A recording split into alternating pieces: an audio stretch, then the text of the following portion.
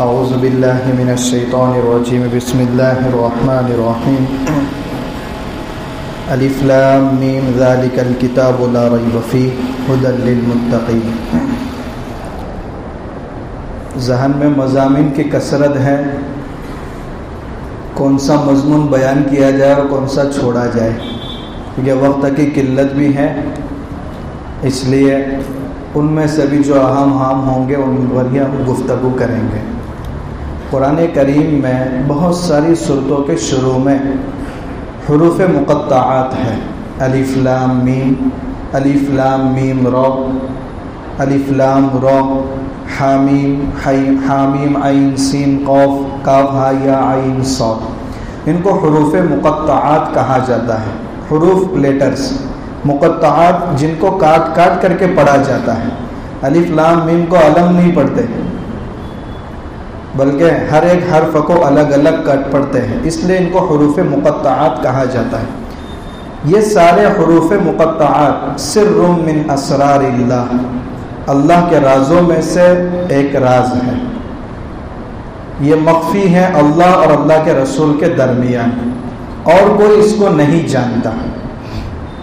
جب کوئی اس کو نہیں جانتا، اور یہ بات بھی ہر ایک کو معلوم ہے کہ قرآن کی ہر آیت سے ہدایت ٹپکتی ہے، تو الف لام میم سے ہم کو کیا ہدایت ملے گی جبکہ اس کے معنی ہی نہیں معلوم۔ اور اللہ کا کوئی کلام بغیر حکمت کے نہیں ہے، تو اس سے بھی ہدایت ملتی ہے۔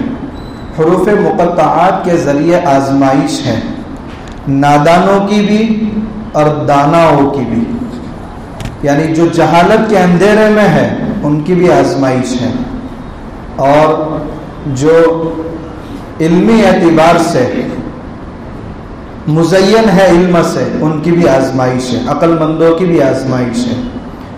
نادانوں کی آزمائش کیا ہے؟ جب نادان اور جاہل جہالت کے اندھیرے میں رہے گا اور الف لام میم پڑھے گا تو اس کو اپنی جہالت کا احساس ہوگا کہ مجھے نہیں آتا، مجھے کچھ بھی نہیں آتا، اس کے معنی بھی مجھے معلوم نہیں ہے، تو اس کو اپنی جہالت کا احساس ہوگا اور وہ علم حاصل کرنے کی طرف متوجہ ہوگا۔ اور جو عقل مند ہے، دیکھیے عقل کا دائرہ بہت محدود ہے، لیکن انسان کی عقل اتنی آزاد ہے کہ کسی حد پر رکنا نہیں چاہتی۔ ایک ہے حواس خمسہ ظاہرہ، قوت باصرہ دیکھنے کی طاقت، قوت سامعہ سننے کی طاقت، قوت ذائقہ چکھنے کی طاقت، قوت شامہ سونگنے کی طاقت، قوت لامسہ پکڑنے کی طاقت۔ یہ 5 حواس ایسے ہیں جن سے ایک حد تک معلومات حاصل ہو سکتی ہے۔ کوئی چیز گرم ہے، آپ دیکھ کر نہیں بتا سکتے کہ یہ گرم ہے جب تک اس کو ہاتھ نہ لگایا جائے۔ مرچ تیکھا ہے یا پھیکا ہے، دیکھ کر کے آپ اس کا علم حاصل نہیں کر سکتے جب تک اس کو زبان پر نہیں رکھیں گے۔ تو ہر ایک کا ایک دائرہ محدود ہے۔ مرچ کی تیکھاس کا علم آنکھ سے نہیں ہو سکتا۔ اگر کوئی یہ کہے سامنے والا گفتگو کر رہا ہے تو میری زبان یا میری آنکھیں یا میرا ناک اس سے قریب ہے، کان اس سے دور ہے، لہذا میں کان سے نہیں سنوں گا، مجھے تو سننا ہے ناک سے، سن سکتا ہے۔ تو ہر چیز کا ایک دائرہ محدود ہے۔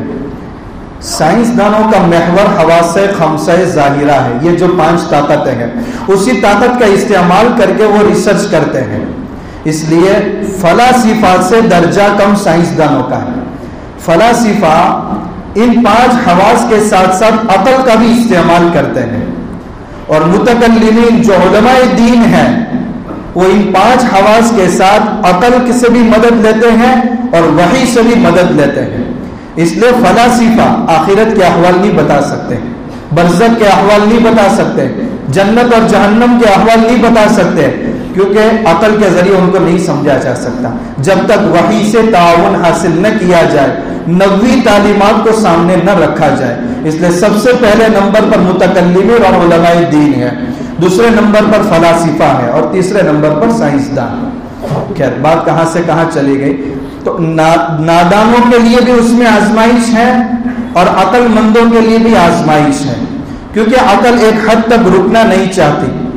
پوری زمین کو اپنے کنٹرول میں لے لیا تو اب چاند پر جانے کی فکر ہے، چاند پر چلے گئے تو اب مریخ پر جانے کی فکر ہے۔ بھائی زمین پر تو اب جنریشن اتنی بڑھ گئی ہے کہ اوپن پلاٹ خریدنا مشکل ہے، لہذا اب مریخ پر ریسرچ جاری ہے۔ وہاں کا ایٹماسفیئر کیا ہے، وہاں کی ایئر کیسی ہے، وہاں واٹر کا انتظام ہے کہ نہیں، تاکہ وہاں انسانوں کو آباد کرنے کی فکر کی جائے۔ مریخ پر پہنچے تو اب سورج کی شعاؤں کو بھی اپنے کنٹرول میں لینے کی فکر ہے۔ یہ انسان کی عقل ایک حد پر رکنا نہیں چاہتی۔ ان کے لیے بھی آزمائش ہے کہ الف لام میم پڑھ کر اپنی جہالت کا اظہار کرو اور یہ کہو کہ میری عقل کا دائرہ محدود ہے، کچھ چیزیں ایسی ہیں جن کو میں اپنے عقل کے ذریعے نہیں سمجھ سکتا۔ تو عقل مندوں کا امتحان اس بات سے ہے کہ اپنی جہالت کا پہلے اظہار کرو اور اس کے بعد پھر آگے پڑھنا شروع کرو۔ تو حروف مقطعات میں یہ حکمت ہے، اور بھی بہت ساری حکمتیں علماء دین نے بتائی ہے۔ دوسری آیت ہے ذالک الکتاب لا ریب فیہ، یہ کتاب جو لکھی گئی ہے ایسی کتاب ہے جس کے اللہ کی طرف سے ہونے میں یا جس کے برحق ہونے میں کوئی شک نہیں ہے۔ کل میں نے وعدہ بھی کیا تھا کہ اس زمانے کے جو ملحدین ہیں انہوں نے قرآن کریم پر ایک مشہور اعتراض اورینٹلسٹ مستشرقین کی کتابوں سے حاصل کر کے آج کے زمانے میں سوشل میڈیا کے ذریعے بہت عام کیا جا رہا ہے تاکہ مسلمان خود قرآن کے بارے میں شک میں مبتلا ہو جائے۔ اعتراض کیا ہے؟ اعتراض یہ ہے کہ جو قرآن اللہ کے نبی صلی اللہ علیہ وسلم پر نازل ہوا تھا وہ اللہ کے نبی صلی اللہ علیہ وسلم کے زمانے میں لکھا نہیں گیا تھا، بعد میں عہد صدیقی یا عہد عثمانی میں قرآن کو لکھا گیا، اور وہ قرآن جو لکھا گیا تھا آج یہی قرآن وہ موجود ہے۔ اس قرآن کے اندر بہت زیادہ ڈسٹورشن تحریفات ہوئی ہے۔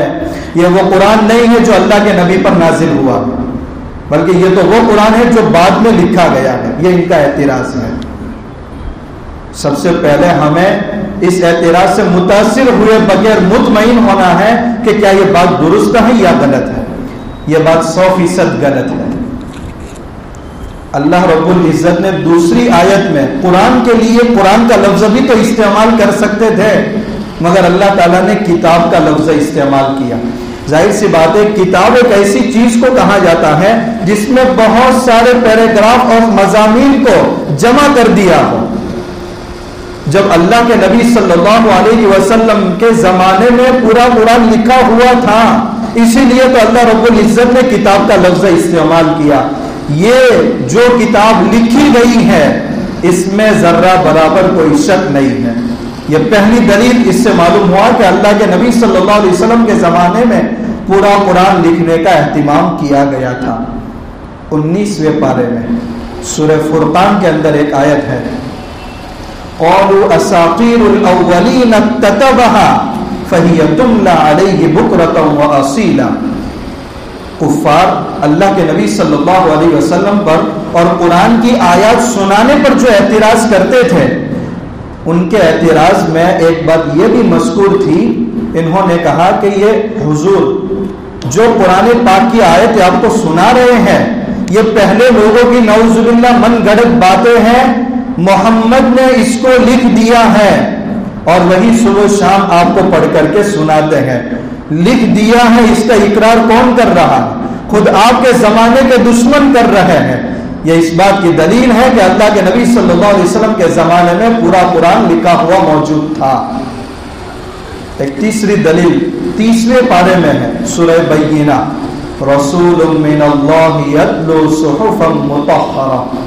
اللہ کے رسول کا تعارف کرا گیا، یہ اللہ کی طرف سے ایک ایسے رسول ہے جو پاکیزہ صحیفوں کی لوگوں کے سامنے تلاوت کرتے ہیں۔ جب اللہ کے نبی صلی اللہ علیہ وسلم کے زمانے میں جتنی آیتیں اترتی تھی ان کے لکھنے کا اہتمام کیا جاتا تھا، اور اسی پاکیزہ صحیفے کو دیکھ کر آپ لوگوں کے سامنے قرآن کی تلاوت کرتے تھے۔ یہ خود قرآن کہہ رہا ہے۔ بہت سارے دلائل ہیں مگر یہ 3 دلیل خود قرآن سے ہے، اتنی کافی ہے سامنے والے کا منہ بند کرنے کے لیے۔ مگر جس کو تسلیم ہی نہ کرنا ہو اس کے سامنے قرآن کی آیت رکھنا گدھے کے سامنے زعفران رکھنے کے برابر ہے. گدھے کے سامنے زعفران رکھو، انسان اس کی قیمت سمجھتا ہے، ایک ہی پھونک میں گدھا سارا زعفران اڑا دے گا. تو قرآن جیسے مقدس کتاب ہے جن کے دماغوں میں خلل ہے ان کے سامنے رکھنا ایسا ہی ہے. ایک بہت آسان واقعے سے بھی ان کو خاموش کر سکتے ہیں. حضرت عمر بن خطاب رضی اللہ تعالیٰ عنہ، ان کے اسلام لانے کا واقعہ کون نہیں جانتا. جب مشورہ ہوا کہ نعوذ باللہ محمد کا ہی خاتمہ کر دیا جائے تاکہ نہ رہے بانس نہ بجے بانسری، ان کے فالوورز بھی ختم ہو جائے، حضرت عمر بن خطاب جوش میں کھڑے ہوئے، یہ کام میں کروں گا. چلے ہیں تلوار لے کر کے. راستے میں ایک صحابی رسول ملے اور کہا کیا ارادہ ہے؟ تیور بدلے ہوئے ہیں. کہا کام تمام کرنے جا رہا ہوں، اسلام کی جڑ کو ہی ختم کرنے جا رہا ہوں. ارے اپنے بہن اور بہنوئی کی خبر لیجیے. سیدھے گھر گئے. کیا ہو رہا تھا گھر کے اندر؟ حضرت خباب ابن الارد رضی اللہ تعالیٰ عنہ حضرت عمر کے بہن اور بہنوئی کو قرآن سکھا رہے ہیں. واقعہ بہت مشہور ہے. حضرت عمر رضی اللہ تعالیٰ عنہ کا جب غصہ کافور ہو گیا، ختم ہو گیا، تو کیا پوچھ رہے؟ تم کس چیز کا مذاکرہ کر رہے تھے؟ چمڑے کے اندر اس وقت سورہ طٰہٰ کی آیات لکھی ہوئی تھی. ان کو غسل کرانے کے بعد وہ آیات پیش کی گئی. اگر اللہ کے نبی صلی اللہ علیہ وسلم کے زمانے میں قرآن جو اترتا تھا اس کے لکھنے کا اہتمام نہیں کیا گیا تھا تو حضرت عمر رضی اللہ تعالیٰ عنہ کی بہن کے پاس سورہ طٰہٰ کی آیتیں کیسے لکھی ہوئی ملی جو حضرت عمر کے لیے ہدایت کا ذریعہ بن گئی. جب مکہ سے ہجرت کرنے کا وقت آیا اور آپ صلی اللہ علیہ وسلم کی 4 دلیلیں میں نے پیش کی، اب یہ 5ویں دلیل ہے. جب ہجرت کا وقت آیا تو مدینہ کے اندر چرچا ہو چکا تھا کہ مکہ کے اندر ایک صاحب جو نبوت کا دعویٰ کرتے ہیں اور بہت عجیب و غریب باتیں لوگوں کے سامنے پیش کرتے ہیں. تو پہلا قافلہ جو آیا تھا اور اللہ کے نبی صلی اللہ علیہ وسلم نے ان کے سامنے اسلام کی دعوت پیش کی تھی تو انہوں نے اسلام قبول کیا تھا. یہ بیعت اسلام پر ہوئی تھی اور ایک گھاٹی کے پاس ہوئی تھی، اس لیے اس کو اصطلاح میں بیت عقبہ اولا کہا جاتا ہے. جب یہ افراد مدینہ پہنچے تو انہوں نے اس کا پورا چرچا کیا تو بہت بڑا قافلہ پھر 2 بار آیا. اس میں مالک بن رافع انصاری رضی اللہ تعالیٰ عنہ تھے. انہوں نے بھی اللہ کے نبی صلی اللہ علیہ وسلم کے ہاتھ پر اسلام قبول کیا اور مکی دور کے 13 سال میں قرآن کی جتنی آیتیں اتری تھی وہ ساری لکھی ہوئی پورا نویسہ اللہ کے نبی صلی اللہ علیہ وسلم نے ان کے ہاتھ میں دیا. اور چند دنوں کے بعد ہجرت کا واقعہ پیش آیا. اگر قرآن کا وہ حصہ لکھا ہوا نہیں تھا تو آپ نے ان کے ساتھ کیا پیش کیا، ان کے ہاتھوں میں کیا پیش کیا؟ یہ بھی دلیل ہے کہ قرآن کریم کو حضور کے زمانے میں ہی لکھنے کا اہتمام کیا گیا تھا. اور اللہ کے نبی صلی اللہ علیہ وسلم جب چند دنوں کے بعد ہجرت کر کے مدینہ گئے، قرآن کریم کی وحی لکھنے والے صحابوں کی تعداد 65 تھی. جب قرآن کریم کی آیت کے لکھنے کا اہتمام اگر نہیں کیا گیا ان کے قول کے مطابق تو پھر 65 کاتبین وحی کی ضرورت کیا تھی؟ ظاہر سی بات ہے ایک ایک آیت کے لکھنے کا اہتمام ہو جبھی تو اتنی بڑی جماعت کا اہتمام ہوتا تھا. اور اس میں حضرت زید بن ثابت رضی اللہ تعالیٰ عنہ کتابت وحی کے کارنامے میں سب سے زیادہ آگے تھے.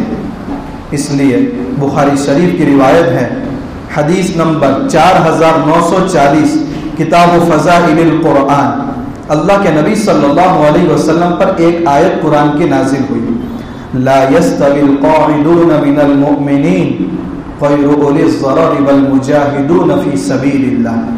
جو ایمان والے گھر میں بیٹھے رہتے ہیں اور جو ایمان والے اللہ کے راستے میں جہاد کر رہے ہیں، دونوں کا مرتبہ کبھی بھی برابر نہیں ہو سکتا. یہ آیت نازل ہوئی، آپ نے فرمایا ادعوا لی زیدہ، زید کو میرے پاس بلاؤ. آیت نازل ہوئی، تھوڑی دیر بھی انتظار نہیں کیا گیا، فوراً حضرت زید کو بلایا گیا اور یہ بھی کہا گیا کہ قلم اور دوات لے کر کے آئے. تھوڑی دیر بھی انتظار نہیں ہوا. معلوم ہوا کہ وحی اترتی تھی، تھوڑی دیر بھی انتظار نہیں ہوتا تھا اور حضور اس کلام پاک کی آیت کو لکھوا دیتے تھے. جب یہ آیت نازل ہوئی تو عبداللہ ابن ام مکتوم رضی اللہ تعالیٰ عنہ پیچھے بیٹھے ہوئے تھے. حضور کو اشارہ کیا، یا رسول اللہ جو ایمان والے گھر بیٹھے رہتے ہیں اور جو اللہ کے راستے میں جہاد کرتے، دونوں کا مرتبہ برابر نہیں ہے، میں تو بلائنڈ ہوں، کیا مجھے نیت پر ثواب ملے گا کہ نہیں ملے گا؟ فوراً قرآن کریم کی اس آیت میں ایک اور جز نازل ہوا، غیر اولی الضرر، جو بغیر مشقت کے بغیر عذر کے گھر میں بیٹھے رہتے ہیں، ان کا مرتبہ برابر نہیں ہو سکتا۔ تو ان کے اشارہ کرنے پر بھی قرآن کی آیت نازل ہوئی ہے۔ کتنے خوش نصیب وہ صحابی ہوں گے۔ خیر، یہ 5-6 دلیلیں کافی ہیں۔ ایک اور بہت آسان دلیل، اللہ کے نبی صلی اللہ علیہ وسلم نے قرآن کریم کو دیکھ کر تلاوت کرنے کے فضائل بیان فرمائے ہیں۔ اگر قرآن آپ کے زمانے میں موجود نہ ہوتا تو کیا یہ سب ہوائی فائر تھا کہ قرآن دیکھ کر پڑھنے کے بھی فضائل بیان فرما رہے ہیں؟ معلوم ہوا کہ قرآن آپ صلی اللہ علیہ وسلم کے زمانے میں لکھا ہوا تھا اور اس کے لکھنے کا اہتمام کیا گیا تھا۔ کبھی اشکال یہ ہو سکتا ہے کہ اللہ کے نبی صلی اللہ علیہ وسلم پر قرآن جس انداز سے اترا ہے اس انداز سے لکھا تو نہیں گیا، کیونکہ سورہ اقرا، سورہ علق کی 5 آیتیں پہلے اتری ہیں، پھر سورہ مدثر کی آیتیں، اور لیکن پہلی سورت تو یا سورہ فاتحہ ہے، سورہ بقرہ ہے۔ اس لیے یہ لوگ کہتے ہیں کہ نعوذ باللہ محمد نے اللہ کے کلام میں اپنی طرف سے تبدیلی کر دی ہے۔ کیا یہ بات درست ہے؟ قطعاً نہیں۔ اس کا جواب یہ ہے، اللہ تعالیٰ کلام بھی اتار رہے ہیں اور ساتھ میں یہ ہدایت بھی بھیج رہے ہیں کہ اس آیت کو فلاں سورت میں فلاں آیت سے پہلے اور فلاں آیت کے بعد لکھنا ہے۔ جب اللہ یہ ہدایت ساتھ میں لے کر کے بھیج رہے ہیں تو اس میں اللہ کے نبی نے اپنے اختیار سے کیا تبدیلی کی ہے؟ اس لیے یہ بات کہنا بھی غلط ہے۔ روایتوں میں، مسلم شریف میں کئی روایتیں ایسی ہیں، ان اللہ یامر بالعدل والاحسان، جمعہ کے خطبے میں ہر خطبے میں یہ آیت سنتے ہیں۔ اس آیت کے متعلق بھی یہ حکم نازل ہوا کہ اس سورت کو سورہ نحل کے اندر اس آیت سے پہلے اور اس آیت کے بعد لکھنا ہے۔ یہ حضرت جبرائیل ساتھ میں ہدایت لے کر کے آئے تھے۔ تو جب اللہ کے نبی صلی اللہ علیہ وسلم نے اللہ کی ہدایت کے مطابق آیتوں کو رکھا ہے تو اس میں تبدیلی کی کیا بات ہے؟ اور اگر تسلیم کر لیا جائے کہ اللہ کے نبی صلی اللہ علیہ وسلم نے اپنی طرف سے قرآن کی جو آیتیں رکھنی تھی وہ رکھی ہیں، تو قرآن کا جو پیغام ہدایت، عقیدہ توحید، باس بعد الموت، آپ کی تبدیلی کے بعد بھی اس پیغام میں کوئی فرق آیا نہیں ہے؟ نہیں، کوئی ملحد صبح قیامت تک اس بات کو ثابت نہیں کر سکتا۔ خیر، یہ تو جو ان کی بات تھی، دلائل سے ہم ان کو مطمئن کر سکتے ہیں، لیکن پہلے تو ہمارے نوجوان بچے اس طرح کے اعتراضات سے بہت زیادہ گھبرا جاتے ہیں۔ پلے آفنس ناٹ ڈیفینس، گول بچانے کا یہ ٹائم نہیں ہے، گول کرنے کا یہ ٹائم ہے۔ ہم اسلامی معلومات اور قرآن کے تعلق سے معلومات حاصل کریں، ورنہ آج ہمارے کچے ذہن اتنے ہیں کہ مکتب میں جو بنیادی تعلیمات ہم نے اسلام کے حاصل کی ہے، 1-2 لوگوں کے اعتراضات کو سننے کے بعد انہی چیزوں میں ہمیں شک ہونے لگتا ہے۔ بہت بڑی تعداد ہماری ارتداد اور الحاد کی طرف جا رہی ہے۔ اس لیے میں کوشش کروں گا کہ جو آبجیکشن آج کے مشہور ہیں قرآن کریم کے متعلق، ان کے جوابات آپ کے سامنے آ جائیں۔ قرآن نے کیسا انداز اختیار کیا؟ لا ریب فیہ، اس قرآن کے اللہ کی طرف سے ہونے میں اور حق ہونے میں کوئی شک نہیں ہے۔ یہ بات نہیں کہی قرآن نے کہ لوگوں کو شک نہیں ہو سکتا۔ دونوں باتوں میں فرق ہے۔ قرآن میں شک نہیں ہے، یہ نہیں کہا کہ لوگوں کو شک نہیں ہو سکتا۔ دیکھیے، ایک کلام میں خلل ہوتا ہے اور ایک عقل اور دماغ میں خلل ہوتا ہے۔ ایک آدمی گفتگو کر رہا ہے، گفتگو سارے اعتراضات سے پاک ہے، مگر سامنے والا سمجھ نہیں پاتا، تو اس میں گفتگو کا کوئی قصور نہیں ہے، کلام کا کوئی قصور نہیں ہے، اس کے دماغ کا قصور ہے۔ لہذا جو لوگ قرآن میں فیل نکالنے کی کوشش کر رہے ہیں، قرآن میں کیڑے تلاش کر رہے ہیں، خلل قرآن میں نہیں ہے، ان کے دماغوں میں ہے۔ اس لیے علاج ان کو کرنا چاہیے۔ ہمیں ہمارے اللہ کے کلام میں کوئی تعویل کرنے کی ضرورت نہیں ہے۔ ہدی للمتقین، قرآن متقیوں کے لیے ہدایت ہے۔ جبکہ آج ہی کی تراویح میں آپ نے آیت سنی، شہر رمضان الذی انزل فیہ القرآن ہدی للناس، قرآن تو تمام لوگوں کے لیے ہدایت ہے، اور اس میں کہا گیا کہ قرآن متقیوں کے لیے ہدایت ہے۔ کیا جواب ہے اس کا؟ قرآن سے ہدایت دراصل وہی حاصل کر سکتا ہے جن کے دل اللہ کے خوف سے معمور ہے، جن کے دلوں میں اللہ کے خوف کی کوئی جگہ نہیں ہے۔ ان کے سامنے قرآن مقدس کی ساری آیتیں پڑھ لو، صفن صفا، اللہ اللہ خیر صلی، ہمیں اس سے کوئی مطلب نہیں ہے۔ جب اللہ کے دل میں اللہ کا خوف دلوں کے اندر نہیں ہے تو قرآن جیسی مقدس کتابیں ان کے لیے ہدایت کا سبب نہیں بن سکتی۔ فار ایگزامپل، سورج کی شعاعیں سارے انسانوں کو ملتی ہیں، مگر فائدہ وہی اٹھاتے ہیں جن کے پاس دیکھنے والی آنکھیں ہیں۔ جو بلائنڈ ہے اس کے لیے تو رات کی تاریکی اور دن کی روشنی دونوں برابر ہے۔ جن کے دلوں میں اللہ کا خوف نہیں ہے ان کے لیے تو قرآن جیسی مقدس کتاب بھی ہدایت نہیں دے سکتی۔ بارش زمین کے تمام حصوں پر برستی ہے، مگر سبزہ اسی زمین کے حصے پر اگتا ہے جس میں نرمی ہوتی ہے، جس میں بارش کو کیچ کرنے کی صلاحیت ہوتی ہے۔ زمین کا جو حصہ سخت ہوتا ہے اس پر تو نہ پانی رکتا ہے نہ اس پر سبزہ اگتا ہے۔ تو جن کے دلوں میں اللہ کا خوف نہیں ہے قرآن کی آیتیں بھی ان پر اثر نہیں کرتی۔ اللہ ہم سب کو اس بڑی نعمت سے آراستہ فرمائے۔ اللہ کے نبی صلی اللہ علیہ وسلم اس کی دعا کرتے تھے، اللہم انا نسألک من خشیتک، اے اللہ تیرا ایسا خوف نصیب فرما جو میرے اور میری معصیت کے درمیان حائل ہو جائے۔ دوسری بات، اس میں متقیوں کا تذکرہ کیا تو متقی لوگ غلط فہمی میں مبتلا نہ ہوں کہ تقوی کے اعلیٰ درجے پر پہنچ گئے لہذا اب کلام پاک کی بھی ان کو کوئی ضرورت نہیں ہے۔ قرآن تو متقیوں کے لیے بھی ہدایت ہے، یعنی متقی تقوی کے کتنے اعلیٰ پر پہنچ جائے مگر قرآن کریم کی ہدایت سے وہ مستغنی نہیں ہو سکتا، لہذا غلط فہمی میں مبتلا ہونے کی ضرورت نہیں ہے۔ متقیوں کے 5 اوصاف بیان کرنے کے بعد 6 اور 7 آیت میں ایسے کفاروں کا تذکرہ کیا گیا ہے جو انکار کی آخری حد تک پہنچ چکے تھے، جس کے نتیجے میں اللہ نے ان کے دلوں پر مہر لگا دی تھی۔ یہاں سوال ہو سکتا ہے کہ جب اللہ نے ان کے دلوں پر مہر لگا دی ہے، اب وہ حق بات کو قبول نہیں کرتے تو اس میں ان کا کیا قصور؟ مہر تو اللہ نے لگائی ہے، لیکن دیکھیے اللہ نے مہر کب لگائی ہے؟ جب وہ اللہ کے انکار اور اللہ کے احکامات کی انکار کی آخری باؤنڈری تک پہنچے، جب اللہ نے ان کی دلوں پر اور آنکھوں پر پردہ ڈال دیا۔ حضرت تھانوی رحمۃ اللہ نے بڑی زبردست مثال سے اس کو سمجھایا ہے۔ ایک بہت زیادہ نادار اور غریب قسم کا شخص ہے جس کے پاس نہ کھانے کے لیے کچھ ہے نہ پہننے کے لیے اچھے کپڑے ہیں، بس چوراہے پر بیٹھا ہوا لوگوں کے سامنے مانگ رہا ہے۔ ایک ہمدرد انسان کی ہمدردی جاگی اور اس نے سوچا کہ کم سے کم تھوڑے روپیے اس کو دے دوں تو کھانے پینے کا انتظام ہو جائے، کپڑوں کا انتظام ہو جائے۔ ایک دن جب اس کی ناداری کو دیکھا تو اس نے 2000 کا کرارا نوٹ اس کو دیا، لے اپنی ضرورت پوری کر۔ دوسرے دن بھی وہ اسی ناداری کی حالت میں بیٹھا ہے اور وہ آدمی پھر سے آ کر کے اپنی ہمدردی کا اظہار کرتے ہوئے اس کو 2000 کا نوٹ دیا۔ کئی دنوں تک وہ دیتا رہا، لیکن یہ نادار اتنا کم وقت تھا کہ 2000 کا نوٹ لیتا تھا اور اسی کے سامنے پھاڑتا تھا۔ اب جب 4 دن تک وہ یہی رویہ دیکھے گا تو کیا کرے گا؟ مسلسل 2000 کا نوٹ دیتا رہے گا یا اس سے چھین لے گا؟ تو اللہ نے محتاج انسانوں کو کان بھی دیے، آنکھیں بھی دی، سوچنے والا دل بھی دیا تاکہ اس کو اللہ کے احکامات کو سمجھنے میں استعمال کرے، مگر وہی علم و فہم کے ذرائع جب غلط چیزوں پر استعمال کیے جائیں گے اور اللہ کے احکامات کو سمجھنے سے اپنے آپ کو دور کیا جائے گا تو پھر اللہ ایسی نعمتوں کو نہیں چھینے گا تو اور کیا کرے گا؟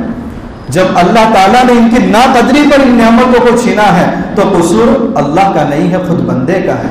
ختم اللہ علی قلوبہم، اللہ نے ان کے دلوں پر مہر لگا دی، وعلی سمعہم، اور کانوں پر بھی مہر لگا دی، وعلی ابصارہم غشاوہ، اور آنکھوں پر پردہ ڈال دیا۔ 2 چیزوں پر مہر لگائی ہے اور ایک چیز پر پردہ ڈالا۔ آنکھوں پر بھی تو مہر لگا سکتے تھے لیکن نہیں۔ اس کی وجہ یہ ہے کہ کان میں جو آواز آتی ہے وہ صرف سامنے سے نہیں آتی، چاروں طرف سے آتی ہے، لہذا پردے سے کانوں کی سنوائی کو روکا نہیں جا سکتا۔ ہاں، اس کی صورت یہی ہے کہ کانوں میں مہر لگا دی جائے۔ دل میں جو خیالات آتے ہیں وہ چاروں طرف سے آتے ہیں، اس کا کوئی ڈائریکشن متعین نہیں ہے، اس لیے مہر لگا کر کے ہی خیالت کو روکا جا سکتا ہے، اور آنکھ صرف سامنے کی چیزوں کو دیکھ سکتی ہے، لہذا وہاں پردہ لگانا ہی کافی ہے۔ اس لیے اللہ نے آنکھوں پر پردہ لگایا اور کان اور دل پر مہر لگا دی۔ ختم اللہ علی قلوبہم وعلی سمعہم وعلی ابصارہم غشاوہ ولہم عذاب عظیم۔ ایک آخری آیت کی تشریح کر لو۔ اللہ تعالیٰ نے کفار کے بارے میں بتایا، بلا من کسب سیئۃ واحاطت بہ خطیئۃہ فاولئک اصحاب النار۔ جن لوگوں نے گناہ، بہت بڑا گناہ کیا، یعنی کفر کیا یا شرک کیا، اور چھوٹے چھوٹے گناہوں نے بھی ان کو گھیر لیا، تو وہ جہنم میں جائیں گے، ہم فیہا خالدون، اور ہمیشہ ہمیشہ جہنم میں رہیں گے۔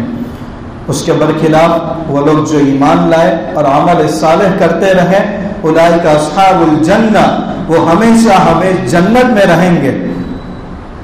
اب سوال یہ ہوتا ہے، یہ بھی سوال آج کل اٹھایا جا رہا ہے، کافر کفر کرتا ہے کب تک؟ کتنے سال تک؟ زیادہ سے زیادہ 60 یا 70 سال تک، زیادہ سے زیادہ سینچری پوری کر لی تو 100 سال تک یا 60 یا 70 سال تک ایک شخص نے کفر کیا، اور اس کو سزا کتنی دی جا رہی ہے؟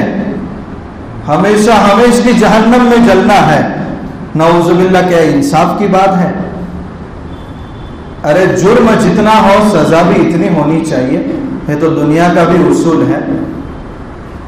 اس کا جواب یہ ہے، دیکھیے سزا، جرم اور سزا دونوں کے درمیان برابری ہونی چاہیے، لیکن برابری کا مطلب کوئی یہ نہیں لیتا کہ ٹائمنگ میں برابری ہو، کیونکہ اگر ٹائمنگ میں برابری مان لیں گے تو ایک انسان نے کسی کے گھر سے یا کسی کی دکان سے 60 تولہ سونا چرایا، وقت کتنا لگا؟ 5 منٹ۔ اب وہ آدمی اس کے خلاف مقدمہ دائر کر کے وہاں جا کر کے کہے اس نے میرے مال کی چوری کی ہے 5 منٹ تک، لہذا اس کو سزا بھی کتنی دی جائے؟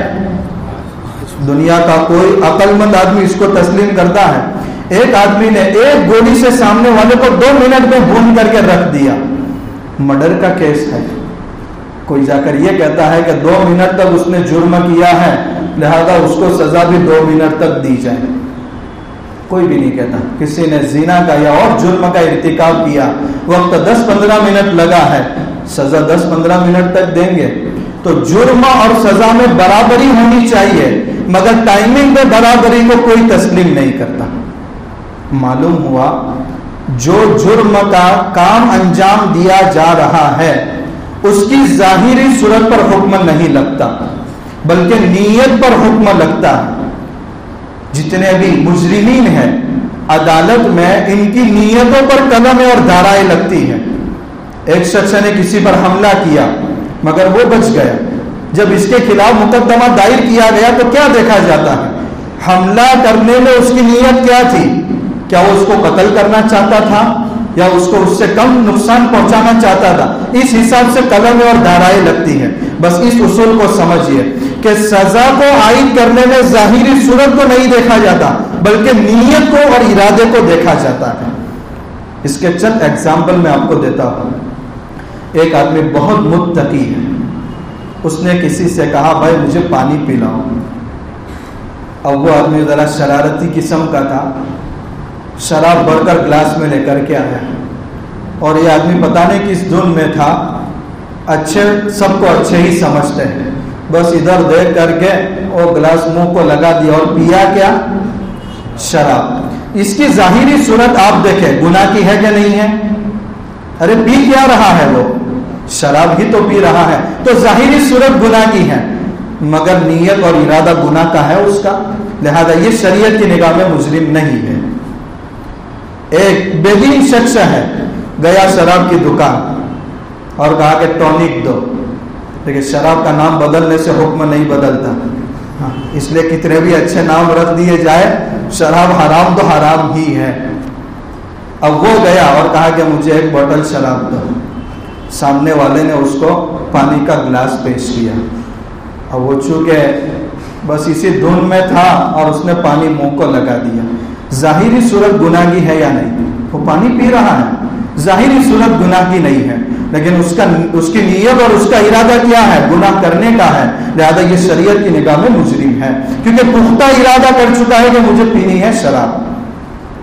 ایک اور مزید مثال، ایک شخص اپنی بیوی سے ہم بستری کر رہا ہے، ظاہری صورت گناہ کی ہے یا نہیں؟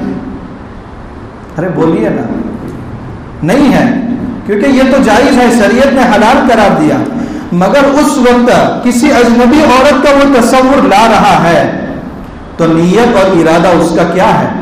گناہ کا ہے۔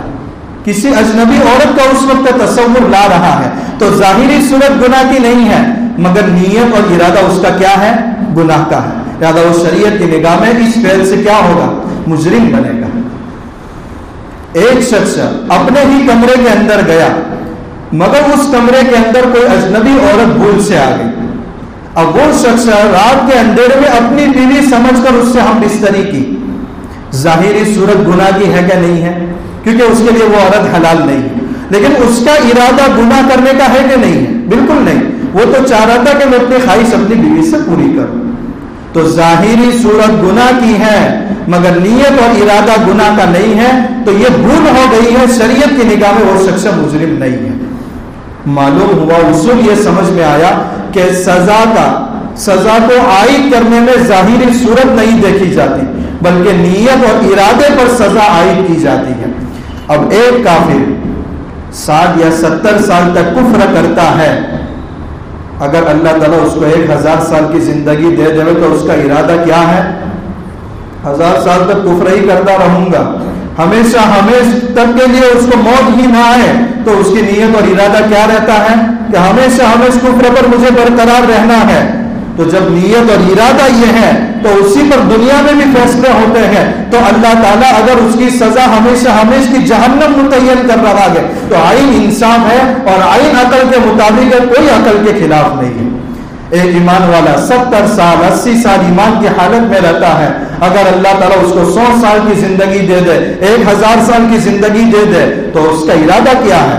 مجھے جب تک اس دنیا کے اندر رہنا ہے، ایمان اور عمل صالح کی حالت میں رہنا ہے۔ جب اس کا ارادہ اتنا بڑا ہے، نیت اتنی بڑی ہے، تو اگر اس کے ارادے اور نیت پر فیصلہ کرتے ہوئے ہمیشہ کی جنت میں اس کو داخل کیا جا رہا ہے، تو یہ تو عین انصاف ہے، عین عقل کے مطابق ہے، اس پر کسی قسم کا کوئی اعتراض نہیں ہونا چاہیے، مگر یہ ان لوگوں کے لیے ہے جو سمجھنا چاہتے ہیں، نہ سمجھنے والوں کے لیے تو ہزاروں دلائل ناکافی ہیں، اور بھی چند باتیں ہیں، انشاءاللہ وہ بھی اعتراضات اور ان کے جوابات آپ کے سامنے آتے رہیں گے۔